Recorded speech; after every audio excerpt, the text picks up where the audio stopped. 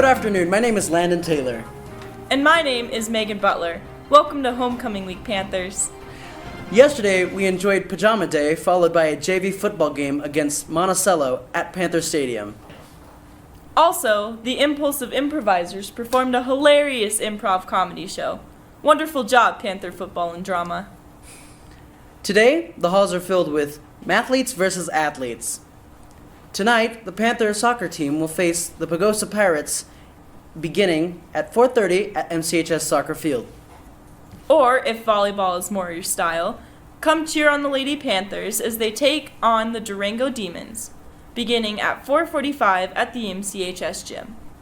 Going to the sporting events, going to the, soccer, football, volleyball games, that always builds a lot of school spirit in our athletes. They love it when they see their teachers or staff members at the games. Be sure to dress up tomorrow in the fashion of your favorite decade. Our MCHS marching band will leave to bring home the gold at the regional state qualifying competition on Thursday in Grand Junction. At 5, the senior boys will take on the junior boys at the Peach Fuzz volleyball game in the main gym. Thursday is Twin Day. The homecoming parade will begin at 5 o'clock on Main Street with a pep rally following in the city park. I've been doing the high school homecoming parade for the last 8 years, and I tell you, it rocks. It brings out the entire community. It brings out the elementary schools, the middle school, high school, not just athletics, but clubs. Any student that wants to get involved in the parade is welcome to come and be in the parade. We have a lot to look forward to for this year's homecoming parade, including floats, sports cars, and the Kemper bicycle riders, and many more. So make sure to watch the parade and head to the pep rally in the park afterwards. At 7, come cheer on the Lady Panthers in the Powder Puff football game at Panther Stadium to wrap up the night. Friday is Spirit Day, so show school spirit by wearing orange and black. Cross country will compete at the regional meet at 1 in Delta. Bring it home, Panthers. At 7, check out the big homecoming football game as our varsity Panthers face Gunnison for the win at Panther Stadium. Wrap up the week with the magical Carnaval de Masquerade homecoming dance in the Commons at MCHS on Saturday night from 8 to 11. Come dance the night away. Make sure to show your school spirit this week and support our activities. MCHS has many great sports to offer this year. In boys golf, Chris Radowski tied for second while Blake Keach got 17th out of 85. Cross country has a great season so far, and on Friday they will be off to Delta for regionals. I think the future for cross country at our schools is strong. I'm really optimistic because we have a number of freshmen and sophomores on both the boys and the girls side that have been leading the way. We've had some nice leadership from some of the upperclassmen. But in terms of the future, we look at the freshmen and sophomores. On the boys team, we have 2 freshmen and a sophomore who have been leading us all year. We start with John White. He's been real strong. If people in the building don't know who John White is, they're missing a real powerful force in the cross-country team. We got Will Brown, we got Trenton Baggy. These guys are leading the way to a really great future for cross-country. If we don't do it this year, I think next year we'll take this team to state. It's close. On the girls' side, we've been led all year by senior Casey Duran. Ridley Dennison's been incredibly strong this year. She's only a freshman. Cassandra McCauley's only a freshman. Trinity Myers, freshman. Throw in a new junior, the first time she's run cross country, Ayana Silas. And I think next year, both the boys and girls are looking great. I'm really optimistic. I'm excited about the future. The Panther dance team is currently choreographing their dance for the competition in December. The Panther cheer team will be spotlighting their Pee Wee cheerleaders at the Friday night football game. They are also preparing for their competition in December. Boys football and soccer and girls softball have been playing hard this year. The football team will be playing Gunnison on Friday night. The soccer team will be playing Pagosa tonight at home. Make sure to come support your fellow Panthers. The volleyball team is going strong this year with around 30 girls in the no-cut program. Coach Dave Robinson believes that if a girl wants to represent our school and wear a uniform, that they should be able to play. The Panthers' last game at home will be tomorrow as they face Durango on the senior night. It's kind of an honoring of the senior parents and the senior players for them to be putting in 4 years of time and effort and driving miles and funding and everything else that the parents do. Just kind of honoring that piece, but also honoring the players for the investment into the program that they have. We've seen some good stuff. We beat a 5A team this last weekend, which is a huge bonus to know that we can play at a high level and work at that level. Great job to all the Panther sports team this season. So I have another essay going to you guys after we read the piece. Another essay? But I haven't even finished the last one. Or the one before that. Oh my gosh, I'm gonna get a bad grade. People who do their current events have an advantage over everybody else. They actually know what's happening in their country. In the upper level math classes, we do lots of difficult problems to develop critical thinking skills and problem solving skills to get them ready for college. That's when we have problems. That's when accidents happen. You need to make sure that you're paying attention to what goes on in the science lab. The school-based health center is open every day from 8:30 to 4:30.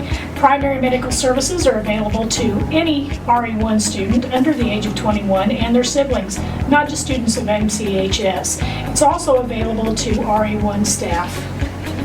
I need to see someone about an essay overdose. Okay, we'll get you in right now. Thank you.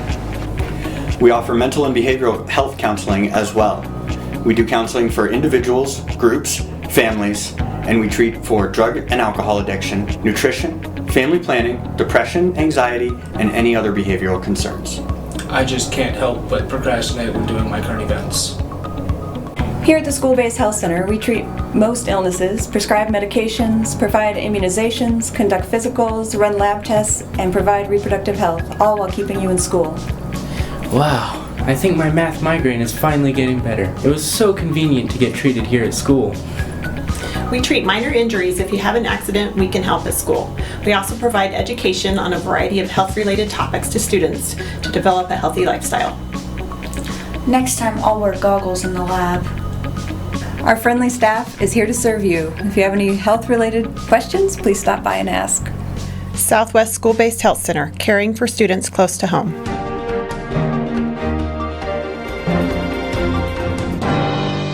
The arts are also going strong at MCHS. Band, drama, choir, and art are making huge impacts on the community and have big plans for this school year. The MCHS Marching Panthers have had a great season so far.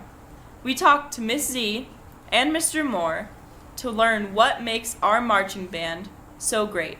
We went to Colorado West, our first marching competition, and the band got dumped on with rain. And in spite of that, they played very, very well. In spite of a couple electronics malfunctions, they played really well and were rewarded as such and did win first place in that competition. I'm very excited because moving forward, I think it's going to get better, and I know that they're working every day to get better.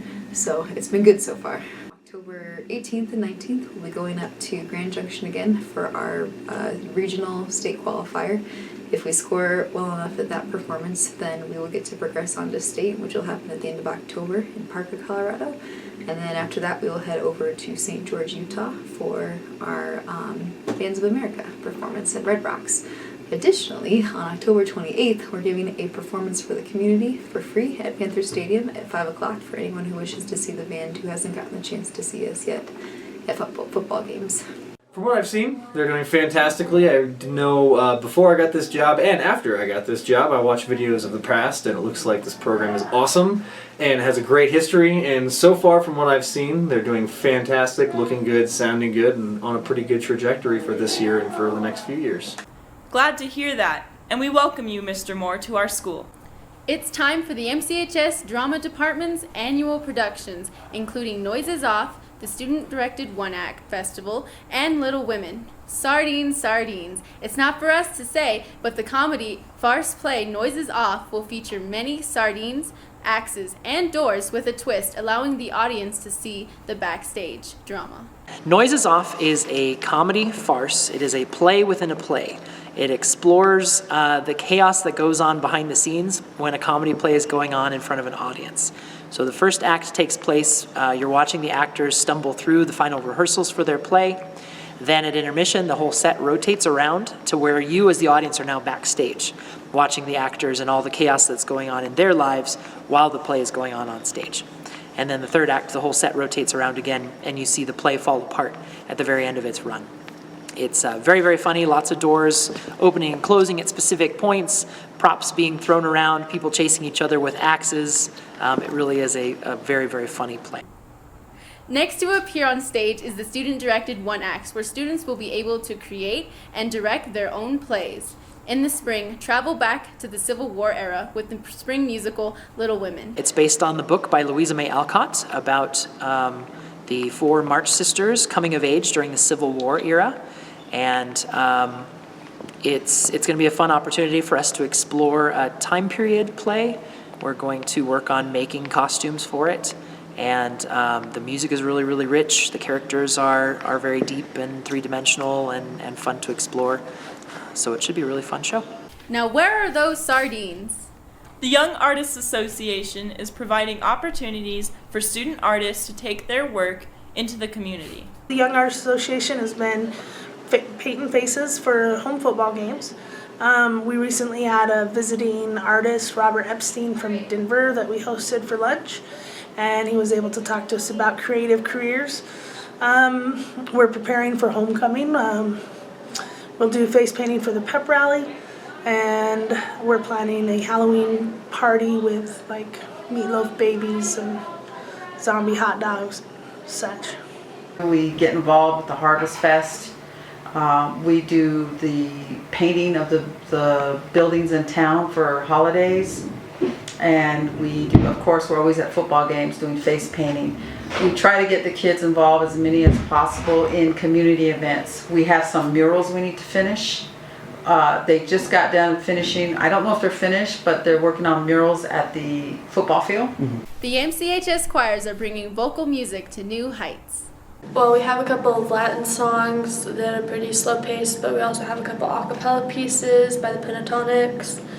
And we don't really know a lot of what we're singing this year yet, but because we have a better group this year, probably one of our stronger groups, we have a lot of more like challenging and difficult songs we're going to be doing this year. MCHS has much to offer, including organizations like FCCLA. Family, Career, and Community Leaders of America is an organization focusing on developing career skills and community service, providing scholarships to students, and providing travel opportunities. Mrs. McPherson, the catering teacher for MCHS, is the organization's sponsor. A lot of people think it's only for catering students, but as is in the title, it really gives students also opportunities to focus on career exploration and leadership skills, such as public speaking, and we get a lot of travel opportunities, and most of all, we get together and have fun while serving the community. FCCLA attends district meetings in Durango and attends the state conference in Denver. To know where to join, talk to Mrs. McPherson herself or to the 4 officers, Quintina, Abigail, Ramona, and myself, Christian. FCCLA is a proud organization built on family, food, travel, and careers.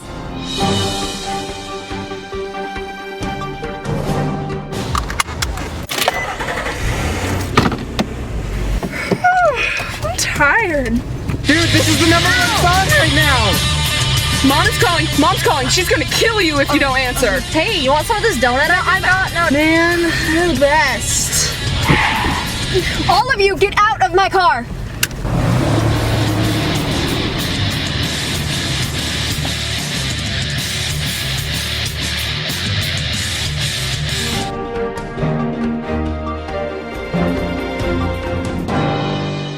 November, the community of Cortez will be voting on if the school district will be getting a raise in funding. The funding will give teachers and administration a raise in pay and will allow for an upgrade in transportation vehicles. I'm sure that mill levy is going to improve the quality of education here, and not only with attraction and retention, but also with the technology component. I think that's long overdue. So I think if you raise the quality of education, you're going to raise the quality of the community. The turnover that exists because of being the sort of lowest paying school district in the area is it's not sustainable. It's higher than 20%. It's 21 or 22%, but in a school such as the middle school last year it was 46%.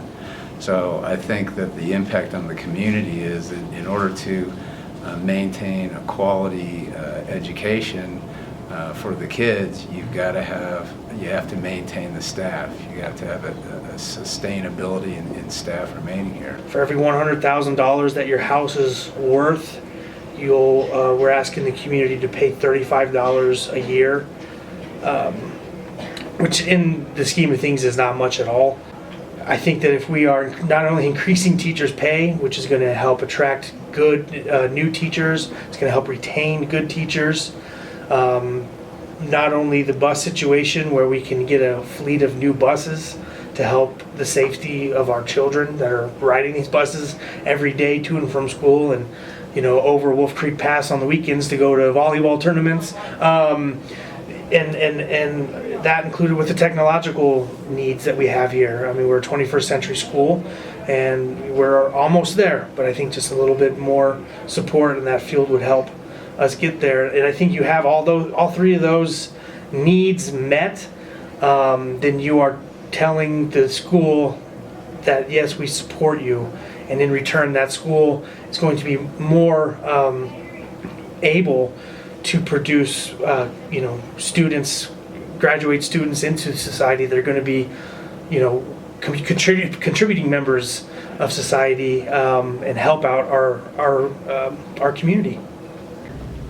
I think that a lot of the teachers that were here in our district last year, if they were able to find a higher paying job in another area, they went for it and they left us, which is really sad because we have such a wonderful community, we have such a great student body, we have such a wonderful new facility, but it really saddens me for some of these younger teachers that are just getting their feet wet and in the door, that they're not being paid higher and then staying here in our community, because really the base pay that a new teacher receives, they're not able to purchase a home. They're barely able to afford rent in this area, and just basically surviving, and a lot of them are even looking for a second job on top of a teaching wage.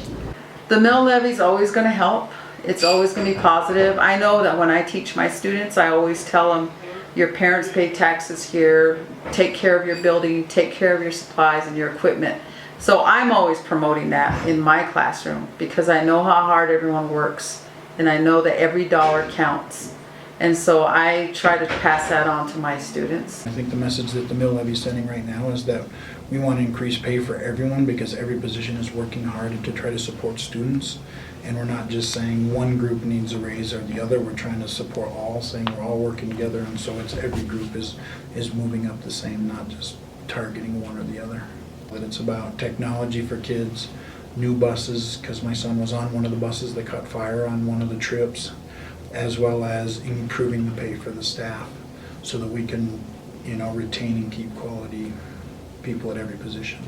So as you know, we're still short one teacher, and I've been turned down probably 12 times based on pay this summer, and I only had to hire a few positions. So I know that other buildings that had more than a few got a lot more, where people just can't find the money to be able to move here and sustain living based on what we were initially paying teachers. And I had 2 teachers move to Durango because it was an instant $10,000 pay raise to teach in a district that's 45 minutes away.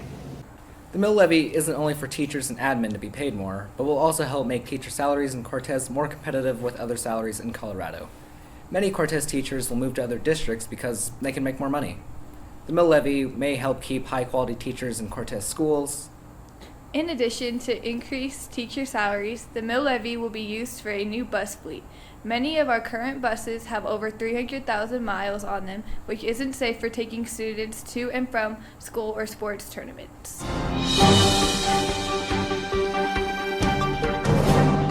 FFA and the drama department will be hosting a haunted hay maze the week of Halloween.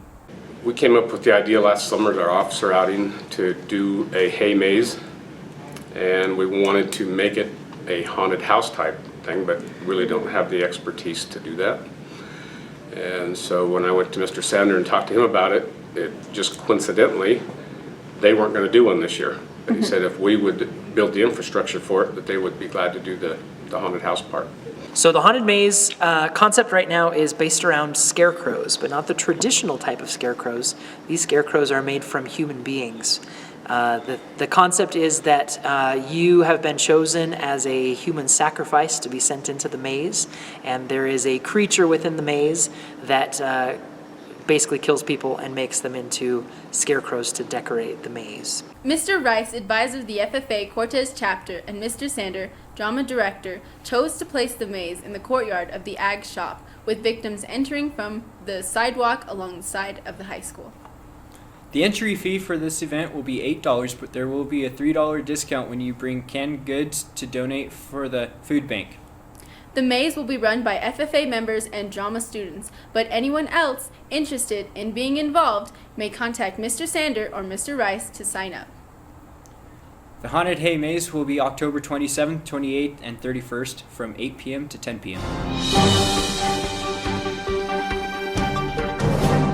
Students and teachers have been feeling the pressure from a shortened lunch this year. Lunch moved from 1 hour to 40 minutes. Principal Jason Wayman explains why the change happened. State law requires 1,056 student contact hours in terms of the amount of class time that we offer. We were nowhere close to that last year because so much of it was consumed by lunch. So in order to make sure we had enough time, we had to the only thing that could get was lunch, because everything else we have in our day counts as student contact time except for the lunch period. So the only thing that could give way to make sure we got to 1,056 was to decrease the lunch time. The new high school is in its third year, and students and community members love the new facilities. The old high school building was scheduled for demolition, but it seems like very little has happened to the building since last May. Jamie Hockness is overseeing the project, and he gave us an update on the demolition progress. We did the first phase of abatement. When I say abatement, that's asbestos and hazardous material abatement, which means removal, last March, April, and May. And essentially what took place, for example, I think most of you are familiar with that old auxiliary gym. It had some flooring that had trace amounts of mercury in it, which is a hazardous substance. So we removed that. There was a popcorn ceiling texture in the auditorium that we removed that also. We went in and took the asbestos out of that. There were numerous pipe fittings, even 53 chalkboards that had trace amounts of asbestos in it that needed to come out. We were also able to demolish the Aux gym and 4 classrooms that were built in 1979, and those were very clean. There were no hazardous materials in that part of the building. So currently we're about to begin phase 2 asbestos abatement and demolition. In fact, the asbestos abatement contractor is mobilizing this week. He will begin removing the trace amounts of asbestos that are on the cinder block walls throughout the old structure.